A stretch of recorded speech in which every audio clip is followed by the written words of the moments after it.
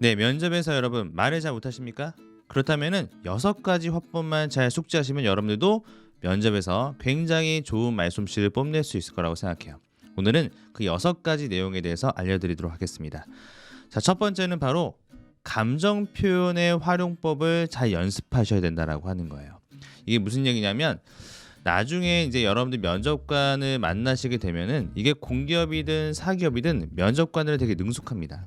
그러니까 여러분들이 뭐 굉장히 다양한 어떤 채널 등을 통해서 면접에 대한 다양한 방식들을 숙지하고 면접에 가시겠지만 결과적으로는 굉장히 어떤 딱딱한 말하기 또 되게 뭔가 어떤 건조한 말하기를 하게 되는 경우들이 있거든요. 그것은 긴장해서 그럴 수도 있겠지만 우리가 뭔가 솔직한 내 내면의 어떤 진정성을 어필한다기보다는 뭔가 준비된 멘트를 하기에 급하기 때문에 그렇습니다. 그래서 우리는 감정 표현을 중간중간 넣어주면서 이러한 건조함과 식상함을 줄여나가야 돼요. 특히 예를 들어서 여러분 밑에 연습 질문 한번 보세요. 상사와의 갈등이 발생한다면 어떻게 하시겠습니까? 이런 질문을 우리가 받게 된다면 우리는 어떻게 처음에 시작하냐면 네, 저는 상사와 갈등이 발생하게 된다면 어떻게 하겠습니다. 이거부터 시작을 한단 말이죠. 근데 우리는 감정 표현을 앞에 넣어주세요. 네, 아무래도 상사님과의 갈등이 발생하게 된다면 좀 부담스럽고 상사님과 같이 관계를 이어나가는데 어려움이 있을 거라고 생각합니다. 이런 상황에서 저는 라고 이렇게 말씀 이어나가게 되면 앞에 감정을 넣고 말하는 것과 감정을 넣지 않고 말하는 것이 굉장히 큰 차이가 느껴집니다. 그렇기 때문에 여러분들 감정 표현을 중간중간 넣어서 잘 사용해 주셔야 되고 예를 들어서 뭐 이런 거 있잖아요. 어떤 갈등을 해결했던 경험 있으면 얘기해봐라. 이런 것들을 물어보더라도 경험을 물어볼 때에도 여러분 잘 보세요.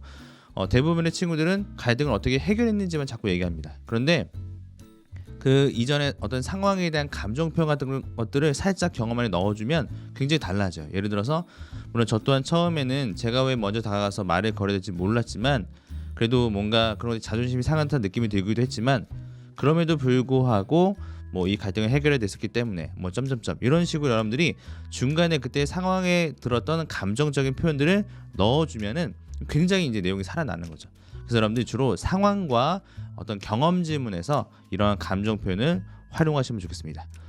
자, 두 번째, 압박을 받을 때는 yes but 화법을 사용하세요. 자, 압박을 받을 때 yes but 화법은 바로 다음과 같은 겁니다. 예를 들어서 학점이 낮은데 어떻게 할 거냐라고 하는 질문, 여러분들 연습 질문 한번 답변해 보세요. 이럴 때 저는 비록 학점은 낮지만 이런 식으로 들어가게 되면 굉장히 마이너스입니다. 그래서 우리는 어떻게 되냐면 인정해 줘야 돼요.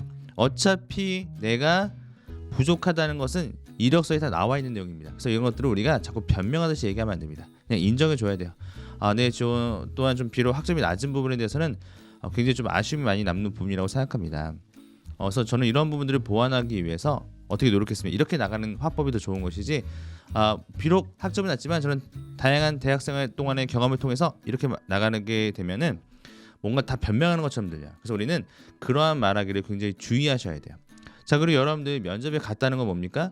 면접에서 여러분들이 면접을 보고 있다라고 하는 것은 여러분들의 스펙적인 부분에 대한 압박이 들어와도 그것은 문제가 되지 않는다는 거 하는 거예요. 학점이 낮은 것 때문에 떨어질 거였으면 어디서 떨어지죠? 네, 서류에서 떨어집니다.